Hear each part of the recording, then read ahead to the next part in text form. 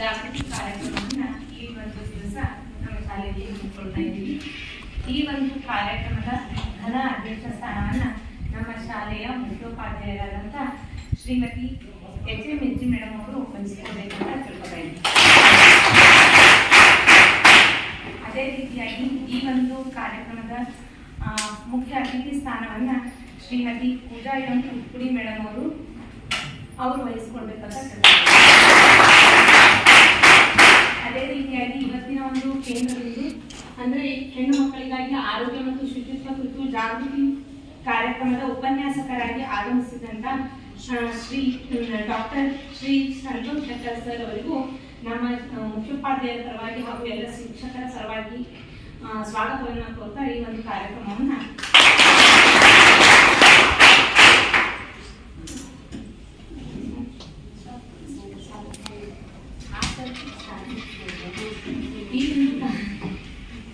ಈ ಒಂದು ಕಾರ್ಯಕ್ರಮವನ್ನು ಸರ್ ಅವರ ಉಪನ್ಯಾಸಕರೊಂದಿಗೆ ಪ್ರಾರಂಭ.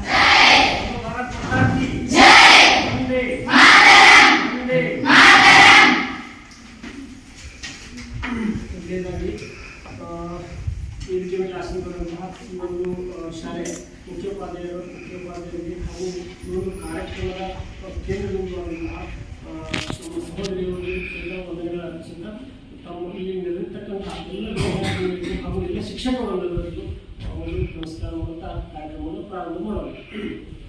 ಉಪನಿಷತ್ತಿನ ಒಂದು ಶ್ಲೋಕ ಇದೆ, ಅತ್ಯಂತ ಅದ್ಭುತವಾದಂತಹ ಶ್ಲೋಕ. ನ ಕರ್ಮಣ ನ ಪ್ರಜೆಯ ಧನೇನ ಯಾತೈನೈಕ ಅಮೃತತ್ವ ಮಾಂಸಃ ಅಂತಂದ್ರೆ ಮನುಷ್ಯ ಅಮೃತತ್ವವನ್ನು ಪಡಿಬೇಕಾದ್ರೆ ಏನು ಮಾಡಬೇಕು ಅಂತ ಹೇಳಿ, ನ ಕರ್ಮಣ, ನಾ ಆ ಕೆಲಸ ಮಾಡಿದ್ದೀನಿ ಈ ಕೆಲಸ ಮಾಡಿ ಅದರಿಂದ ಅಲ್ಲ, ನ ಕರ್ಮಣ ನ ಪ್ರಜೆಯ ಅಂದರೆ ಎಷ್ಟು ಮಕ್ಕಳನ್ನ ನಾವು ಅದರಿಂದನೂ ಅಲ್ಲ, ನ ಕರ್ಮಣ ನ ಪ್ರಜೆಯ ನ ಧನೇನ ಎಷ್ಟು ರೊಕ್ಕ ಗಳಿಸಿ ಅದ್ರ ಮೇಲಲ್ಲ, ತ್ಯಾಗೇನೇಕ ಅಮೃತತ್ವ ಮಾನುಷ್ಯ ಅಂತಂದ್ರೆ ತ್ಯಾಗ ಮನೋಭಾವದಿಂದ ಮಾತ್ರ ಒಬ್ಬ ಮನುಷ್ಯ ಅಮೃತತ್ವವನ್ನು ಅಮರತ್ವವನ್ನು ಮೋಕ್ಷವನ್ನು ಪಡೆಯಲಿಕ್ಕೆ ಸಾಧ್ಯ ಅನ್ನುವಂಥದ್ದು ನಾವು ಉಪನಿಷತ್ತುಗಳು ಬರ್ತಾ ಇದ್ದೀವಿ.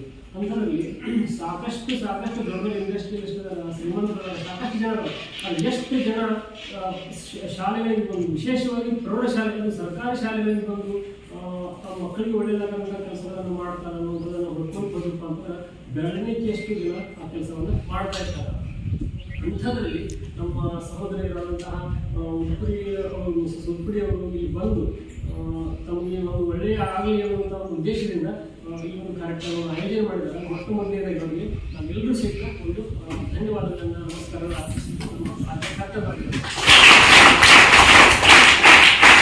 ಇರ್ತಕ್ಕಂತಹ ಸಹೋದರಿಗಳ ಪ್ರಶ್ನೆ ಬಂದಿದ್ದು ಏನಪ್ಪ ಅಂತಂದ್ರೆ ಸ್ತ್ರೀಯರ ಆರೋಗ್ಯ ಬಗ್ಗೆ ಮಾತಾಡೋದು ಪುರುಷನ ಕರೆಸಿರಲ್ಲ, ಏನು ಒಂದು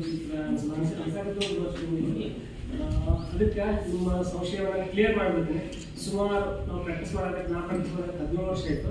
ಅದರಲ್ಲಿ 10 ವರ್ಷ ರಾಮದುರ್ಗ ತಾಲೂಕಿನ ಸುಮಾರು 147 ಹಳ್ಳಿಗಳಲ್ಲಿ ಸ್ತ್ರೀಯರ ಆರೋಗ್ಯದ ಬಗ್ಗೆ ಅಮೆರಿಕಾ ಒಂದು ಕಂಪನಿ ಜೊತೆ ಮೆಲಿಂಡಾ ಗೇಟ್ಸ್ ಅಂತಕ್ಕಂತಹ ಒಂದು ಸಂಸ್ಥೆಯ ಜೊತೆ ಸುಮಾರು 10 ವರ್ಷ ನಾವು ಕೆಲಸ ಮಾಡಿರುವುದರಿಂದ ಸ್ತ್ರೀಯರ ಆರೋಗ್ಯದ ಬಗ್ಗೆ, ಗರ್ಭಿಣಿಯರ ಆರೋಗ್ಯದ ಬಗ್ಗೆ, ಹೆಣ್ಣುಮಕ್ಕಳ ಆರೋಗ್ಯದ ಬಗ್ಗೆ ನಾವು ಬಹಳಷ್ಟು ಅಧ್ಯಯನ ರಿಸರ್ಚ್ ವರ್ಕ್ ನಾವು ಮಾಡಿರುವುದರಿಂದ ನನ್ನನ್ನು ಯೋಗ್ಯ ಅಂತ ತಿಳ್ಕೊಂಡು ಅವರು ಕರ್ಕೊಂಡು ಬಂದಿದ್ದಾರೆ. ಅದನ್ನು ತಮ್ಮ ಇಚ್ಛೆ ಪಡ್ತಾ ಇದ್ದಾರೆ. ಈ ರೀತಿ ಕಾರ್ಯಕ್ರಮಗಳನ್ನು ನಮ್ಮ ಲೋಕಾಪುರ ಮಟ್ಟದಲ್ಲಿ ಹೈಸ್ಕೂಲ್ ಮಟ್ಟದಲ್ಲಿ ಆಗಿರ್ಬೋದು, ಕಾಲೇಜ್ ಲೆವೆಲ್ ಆಗಿರ್ಬೋದು, ಡಿಗ್ರಿ ಕಾಲೇಜ್ ಲೆವೆಲ್ ಆಗಿರ್ಬೋದು, ಆಮೇಲೆ ಪ್ರಾಥಮಿಕ ಶಾಲೆಗಳಾಗಿರ್ಬೋದು ಬಹಳಷ್ಟು ಕಾರ್ಯಕ್ರಮಗಳನ್ನು ಅದಾಗಲೇ ನಾವು ಮಾಡ್ತಾ ಬರ್ತಾ ಇದ್ದೀವಿ. ಈ ಸಲ ನಾವು ನಿಮ್ಮ ಮುದ್ದಾಪುರ ಗ್ರಾಮದಲ್ಲಿ ಒಂದು ಕಾರ್ಯಕ್ರಮವನ್ನು ನಾವು ಮಾಡ್ತಾ ಇದ್ದೀವಿ. ಮುಖ್ಯವಾಗಿ ನಾವಿಲ್ಲಿ ಮಹಿಳೆಯರ ಆರೋಗ್ಯ ಅಂತ ಟಾಪಿಕ್ ಬರೋಕ್ಕಿಂತ ಮೊದಲು ಎಲ್ಲ ಜನರಲ್ ಹೆಲ್ತ್ ಬಗ್ಗೆ ನಾವು ತಿಳ್ಕೊಳ್ಳೋದು ಭಾಳಷ್ಟು ಮಹತ್ವವಾಗ್ತದೆ. ನಾವೆಲ್ಲರೂ ತಿಳ್ಕೊಂಡಿರ್ಬೋದು ಆರೋಗ್ಯ ಭಾಗ್ಯ ಅಂತ ಸುಮ್ಮನೆ ಒಂದು ಸೆಂಟೆನ್ಸ್ ಓದಿಬಿಡ್ತಲ್ಲ, ಆರೋಗ್ಯ ಭಾಗ್ಯ ಹಂಗಂತಂದ್ರೆ ಏನು ಅಂತಂದ್ರೆ ಆರೋಗ್ಯ ಭಾಗ್ಯ ಯಾವುದೂ ಅಲ್ಲ ಅಂತ, ಆರೋಗ್ಯ ಭಾಗ್ಯ ಇಲ್ಲ ಅಂತಂದ್ರೆ ಯಾವುದೂ ಇಲ್ಲ ಅಂತ ಡಿಫ್ರೆನ್ಸ್. ಆರೋಗ್ಯ ಭಾಗ್ಯ ಇಲ್ಲ ಅಂತಂದ್ರೆ ಯಾವುದೂ ಇಲ್ಲ, ಆರೋಗ್ಯ ಭಾಗ್ಯ ಯಾವುದೂ ಇಲ್ಲ ಅಂತಂದ್ರೆ ಆರೋಗ್ಯ ಭಾಗ್ಯ ನಿಮಗಿಲ್ಲ ಅಂತಂದ್ರೆ ಆಡಿಕಾರ ಮನೆ ಮುಂದೆ ಐತಿ ಕಾಲ ಇಲ್ಲ ಅಂತ ದೊಡ್ಡ 4 ಅಂತಸ್ತಿನ ಮನೆ ಐತಿ ಕಾಲ ಇಲ್ಲ ಅಂತ ತಗೊಂಡು ಸಾಕಷ್ಟು ಆಸ್ತಿ ಐತಿ, ಸಾಕಷ್ಟು ಮೃಷ್ಟಾನ್ನ ಭೋಜನ ಐತಿ, ತಿನ್ನಕ್ಕೆ ಶುಗರ್ ಐತಿ, ಥೈರಾಯ್ಡ್ ಐತಿ ಅಂತಂದ್ರೆ ಏನು ಮಾಡ್ತೀವಿ? ಅವು ಅಕಸ್ಮಾತ್ ಆರೋಗ್ಯ ಗಟ್ಟಿತ್ತಪ್ಪ ಅಂತಂದ್ರೆ ಕಲ್ಲು ತಿಂದು ಸಹಿತ ಅದನ್ನ ಕರಗಿಸುವ ಶಕ್ತಿ ನಮ್ಮಲ್ಲಿ ಇರ್ತದೆ, ನಮ್ಮಲ್ಲಿ ಇರ್ತದೆ. ಅದಕ್ಕೆ ಆರೋಗ್ಯವೇ ಭಾಗ್ಯ. ದೇಹೋ ದೇವಾಲಯ ಪ್ರೋಕ್ತಃ ಜೀವೋ ದೇವ ಸನಾತನ ಅಂತೇಳಿ ಮತ್ತು ಉಪನಿಷತ್ತು ಅಂತಂದ್ರೆ ದೇಹೋ ದೇವಾಲಯ ಪ್ರೋಕ್ತ. ದೇಹ ಅಂತಂದ್ರೆ ಏನಂತಂದ್ರೆ ದೇವಾಲಯ, ಜೀವೋ ದೇವ ಸನಾತನ. ನಮ್ಮಲ್ಲಿರ್ತಕ್ಕಂಥ ಜೀವನ ದೇವರು, ಜೀವ ದೇವ ಸನಾತನ. ಅದರಿಂದ ಶರೀರಕ್ಕೆ ಏನಾದರೂ ತೊಂದರೆ ಮಾಡ್ಕೊಂಡಿತ್ತು ಅಂತ ಉದ್ದೇಶಪೂರ್ವಕವಾಗಿ ಅಲಕ್ಷ್ಯ ಮಾಡಿ ಸಿಕ್ಕಾಗ ತಿಂದು ಶರೀರದಿಂದ ಹಾಳು ಮಾಡ್ಕೊಂಡಿತ್ತು ಅಂತಂದ್ರೆ ಅದು ದೇವರಿಗೆ ಮಾಡುವ ಅಪಮಾನವನ್ನು, ದೇವರಿಗೆ ಮಾಡುವ ಅಪಮಾನ. ಅದರಿಂದ ಆರೋಗ್ಯ ರಕ್ಷಣೆಯೂ ಸಹಿತ ದೇವರ ಒಂದು ಪೂಜೆಯನ್ನು ಹೇಳಬಹುದು. ಇದು ಬಹಳ ಮಹತ್ವವಾದ ವಿಚಾರ ಅಂತಂದ್ರೆ ದೇಹದ ಆರೋಗ್ಯ ರಕ್ಷಣೆಯೂ ಸಹಿತ ದೇವರ ಪೂಜೆ ಅಂತ ಹೇಳಿ ತಿಳ್ಕೊಬೇಕು. ದೇವರಿಗೆ ಸಲ್ಲಿಸ್ತಕ್ಕಂಥ ಒಂದು ಕರ್ತವ್ಯತೆಯನ್ನು ತಿಳ್ಕೋಬೇಕು. ಆದ್ದರಿಂದ ಎಲ್ಲ ಪ್ರಯತ್ನಗಳನ್ನ ಮಾಡಿ ನಮ್ಮ ಆರೋಗ್ಯ ರಕ್ಷಣೆ ಮಾಡಿಕೊಳ್ಳುವಂಥದ್ದು ಬಹಳಷ್ಟು ಮುಖ್ಯವಾಗೈತಿ. ಆಮೇಲೆ ದೇಹದ ಒಂದು ಸಾಮರ್ಥ್ಯದ ಬಗ್ಗೆ ಏನು ಹೇಳಪ್ಪ ಅಂತಂದ್ರೆ ಅಷ್ಟಚಕ್ರ ನವದ್ವಾರ ದೇವಾನಾಂ ಪುರಯುಧ್ಯ ತಶ್ಯಾಂ ಹಿರಣ್ಯಕೋಶ ಸರ್ವೋ ಜ್ಯೋತಿಷಾವತಃ.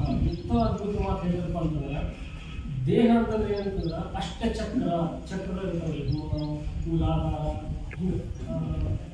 ಸುಮಾರು 8 ಚಕ್ರಗಳು ಇರ್ತವೆ. ಅಷ್ಟಚಕ್ರ ನವದ್ವಾರ, 9 ದ್ವಾರಗಳು, 9 ದ್ವಾರಗಳು. ಅಷ್ಟಚಕ್ರ ನವದ್ವಾರ ದೇವಾನಾಂ ಪುರಯೋಧ್ಯ, ದೇವರು ವಾಸಿಸ್ತಕ್ಕಂತಹ ಒಂದು ಮೂಲ ಸ್ಥಾನ. ಪುರಯೋಧ್ಯ ತಶ್ಯಾಂ ಹಿರಣ್ಯಕೋಶ ಅಂತಂದ್ರೆ ಒಂದು ಬಂಗಾರದ ಒಂದು ಆವರಣ ಇದ್ದಂತಹ, ಬಂಗಾರದ ಕೋಟೆ ಇದ್ದಂತಹ ತಶ್ಯಾಂ ಹಿರಣ್ಯಕೋಶ ಸ್ವರ್ಗೋ ಜ್ಯೋತಿಷಾವತಃ. ಸ್ವರ್ಗನೇ ಇದು ಶರೀರ ಅಂತಂದ್ರೆ ಸ್ವರ್ಗ. ಇದನ್ನ ಹಾಳು ಮಾಡ್ಕೊಂಡ್ರೆ ನಾವು ಮತ್ತೆ ಹೇಳ್ತೀನಿ ದೇವರಿಗೆ ಮಾಡುವಂಥ ಅಪಮಾನ.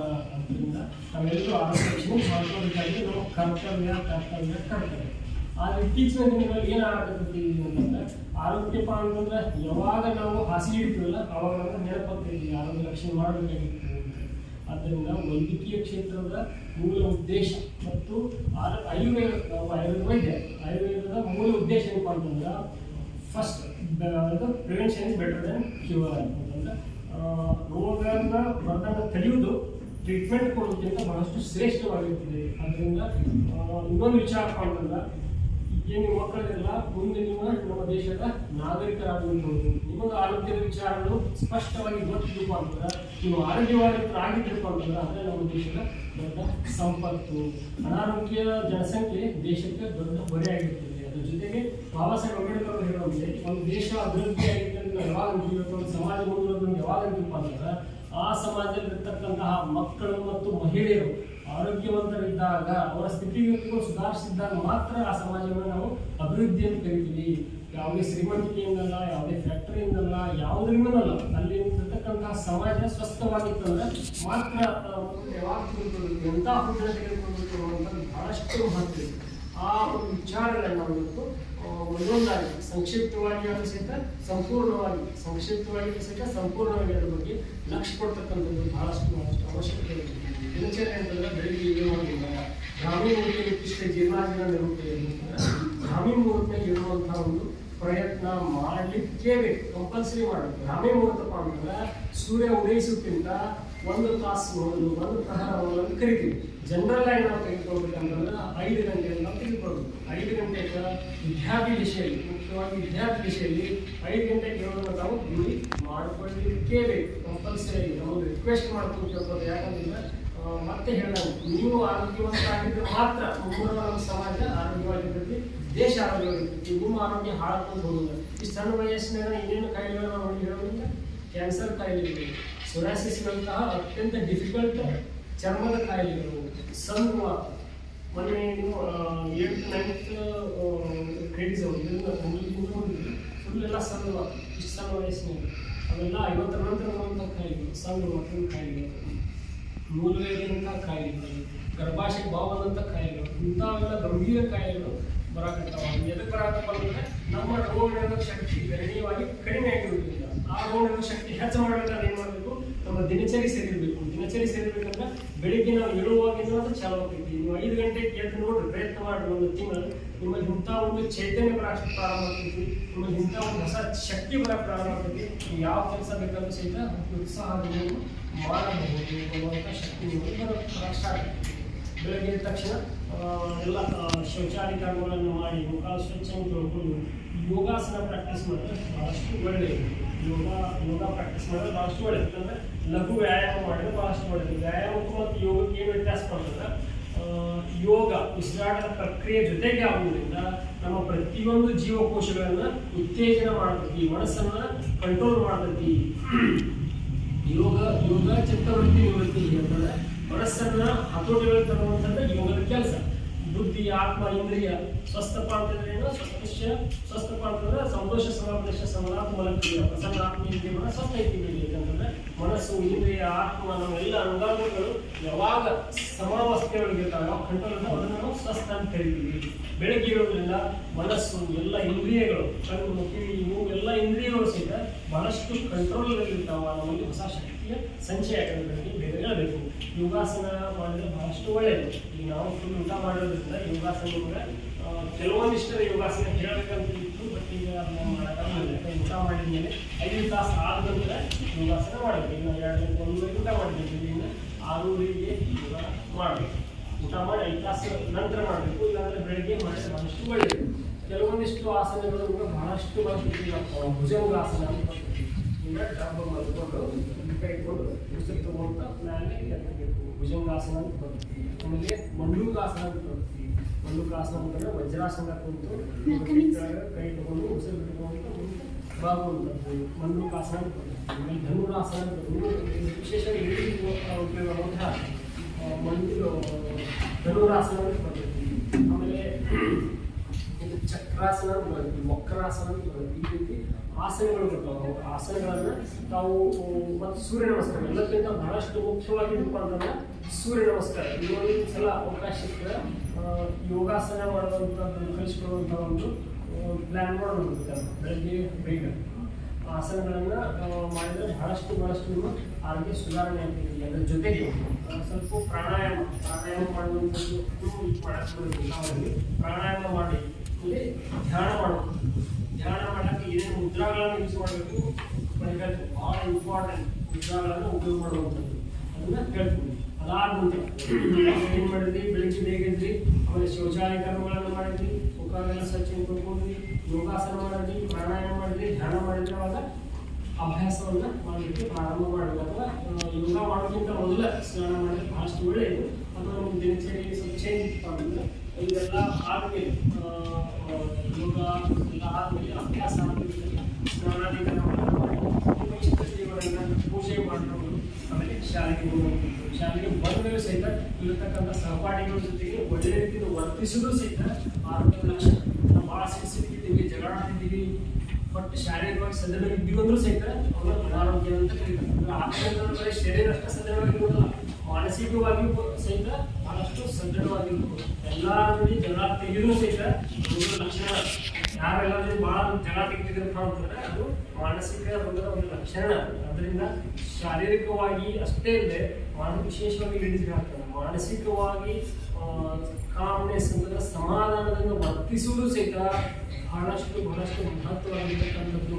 ಸಾಮಾಜಿಕ ಸ್ವಾಸ್ಥ್ಯವನ್ನು ಕಾಪಾಡಿಕೊಳ್ಳೋದ್ರ ಜೊತೆಗೆ ಶಾರೀರಿಕ ಸ್ವಾಸ್ಥ್ಯವನ್ನು ಕಾಪಾಡಿಕೊಳ್ಳುವಂಥದ್ದು ಬಹಳಷ್ಟು ಮಹತ್ವವಾಗಿರ್ತದೆ. ಯಾಕಂತಂದ್ರೆ ಹಾರ್ಮೋನ್ಸ್ ಅಂತ ಕರಿತೀವಿ.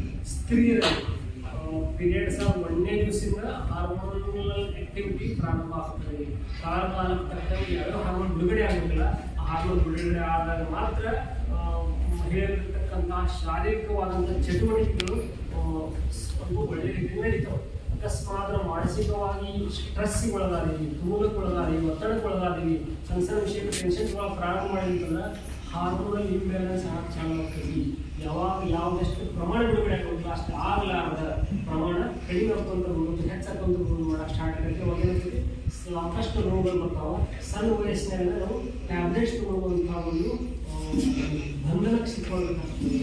ಬಂಧನ ಟ್ಯಾಬ್ಲೆಟ್ ಅಂತಿಲ್ಲ.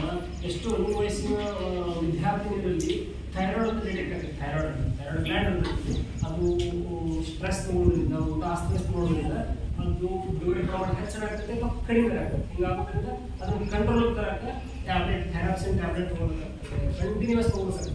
ಆ ಟ್ಯಾಬ್ಲೆಟ್ನ ತಗೊಳ್ಲಿಕ್ಕೆ ಅಂತಂದ್ರೆ ಪೀರಿಯಡ್ಸ್ ತಿಂಗಳ ಆಗ್ತದೆ, ಪೀರಿಯಡ್ಸ್ ಹೇಳಕ್ಕೆ ಆಗ್ತಲ್ಲ, ಗರ್ಭಾಶಯ ಭಾವಗಳ ಆಗ್ತಲ್ಲ, ಹಿಂಗೆ ಮುಂದೆ ಏನು ಪಾತ್ರ ಇದೆ ನಿಮ್ಮದು ತಾಯಿ ಹಾಕುವಂಥ ಪಾತ್ರ ಆಗಿರ್ಬೋದು, ಮುಂದೆ ಸಾಕಷ್ಟು ಪಾತ್ರಗಳನ್ನು ಅವೆಲ್ಲ ಪಾತ್ರಗಳನ್ನು ಸಾಮಾಜಿಕ ಆರೋಗ್ಯವನ್ನು ಗಂಭೀರ ಪ್ರಮಾಣದಲ್ಲಿ ಹಾಳು ಮಾಡುವುದು ತಪ್ಪಾಗುವುದಿಲ್ಲ.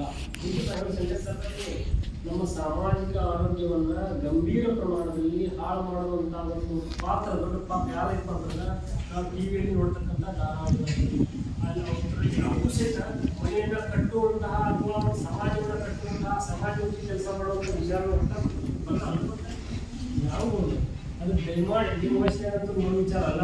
ಅಜ್ಜಿಗಳು ಟೈಮ್ ಪಾಸ್ ಆಗಿಲ್ಲ ನೋಡಿದವು.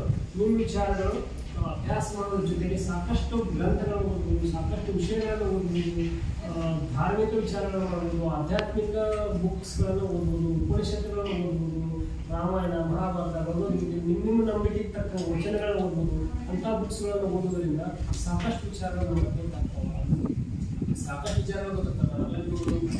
ಕೆಲವು ಶ್ಲೋಕಗಳನ್ನು ಉಲ್ಲೇಖ ಮಾಡಿದೆ, ಎಲ್ಲೋ ಸಹಿತ ಉಪನಿಷತ್ತುಗಳಿಂದ ಬಂದಂತಹ ವಚನಗಳು.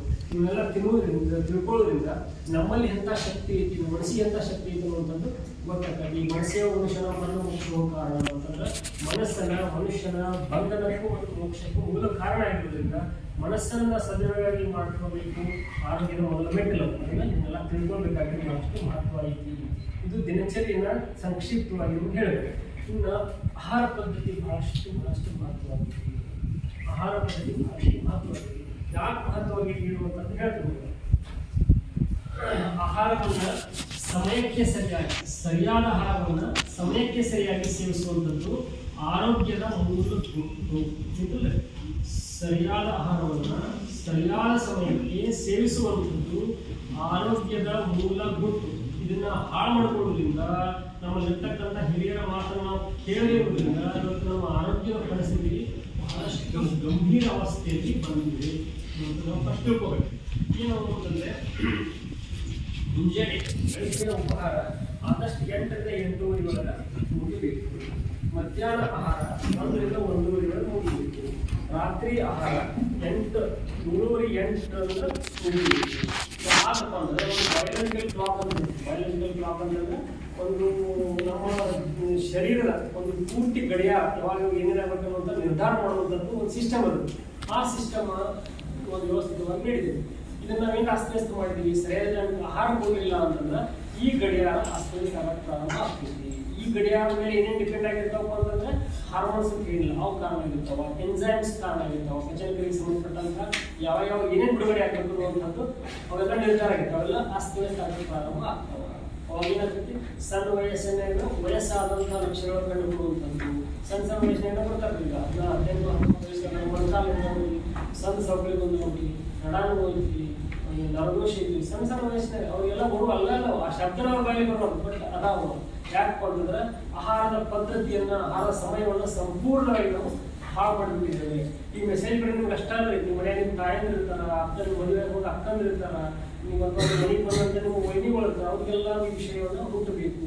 ಒಟ್ಟಾರೆಯಾಗಿ ಯಾವ ಮನೆಯಲ್ಲಿ ಸ್ತ್ರೀಯರು ತಾಯಂದ್ರು ಅವರು ಆರೋಗ್ಯದಿಂದ ಇರ್ತಾರಲ್ಲ, ಆ ಮನೆ ಸಂಪೂರ್ಣವಾಗಿ ಆರೋಗ್ಯದಿಂದ ಇರ್ತೈತಿ.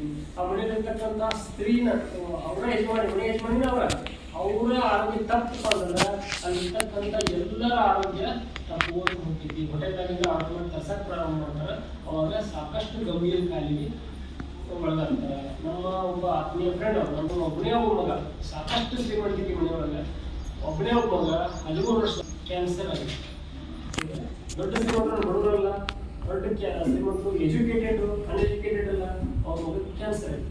ಅದರ ಮೂಲವನ್ನು ಹುಡುಕುತ್ತ ಹೋದಾಗ ವಾರಕ್ಕೆ 2-3 ಸಲ ಪಿಜ್ಜಾ, ಆಮೇಲೆ ಫ್ರಿಜ್ನಾಗ ತೆಗೆದು ಆಹಾರ, ಮಳೆಗಾಲದಲ್ಲಿ ಚಳಿಗಾಲದಲ್ಲಿ ಬೇಸಿಗೆಯಲ್ಲಿ ಫ್ರಿಜ್ನಾಗಿಂದ ತೆಗೆದು ತಂಪು ನೀರು ಕುಡಿಯೋದು, ಫ್ರಿಜ್ನಾಗಿಂದ ತೆಗೆದು ಆಹಾರ ತಿನ್ನೋದು, ಆಮೇಲೆ ಸಾಕಷ್ಟು ಮಸಾಲೆ ಪದಾರ್ಥಗಳನ್ನು ತಿನ್ನೋದು, ಇವೆಲ್ಲ ಮಾಡಿ ಮಾಡಿ ಮಾಡಿ ಇವತ್ತು ಕ್ಯಾನ್ಸರ್ ಇರ್ತಾರೆ.